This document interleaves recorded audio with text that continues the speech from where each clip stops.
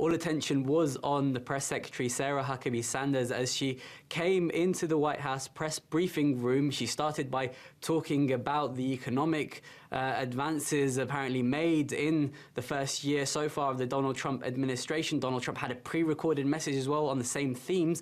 But as soon as the questions started, well, she was peppered with questions about Steve Bannon, about Michael Wolff and his book Fire and Fury, and about the cease and desist letter sent by Donald Trump's lawyers to Michael Wolff and the publishers of the book. They're saying in that cease and desist letter that numerous baseless claims were made in the book. They're saying that this is potentially libelous as well, and calling on the book not to be published. And if we look at the responses of Sarah Huckabee Sanders to the questions in the press briefing, well, she was going along a similar line. She said it was full of lies, mistake after mistake after mistake, quite clearly saying that there was no truth in many of the claims being made in this book. But of course, this has angered Donald Trump. Quite clearly, Steve Bannon was one of his most trusted lieutenants, at least at the time of his presence within the administration and during the campaign. Now, there seems to be a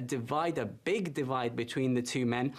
Steve Bannon has not chosen to directly criticize Donald Trump in his radio appearances, the radio appearances he's made so far. What he has also done, though, is not deny the quotes attributed to him in that book, and that's interesting. On the other side of things, though, what will be interesting is to see whether his supporters will back Steve Bannon or whether they'll back Donald Trump, and whether Steve Bannon will choose to turn the full force of his Breitbart website against Donald Trump. But now, if we look at some of what Steve Bannon has said so far, that appears to be not the case. He's been focusing on those around Donald Trump rather than Donald Trump himself, and has said good things about Donald Trump in his few comments that he's made since this whole story broke.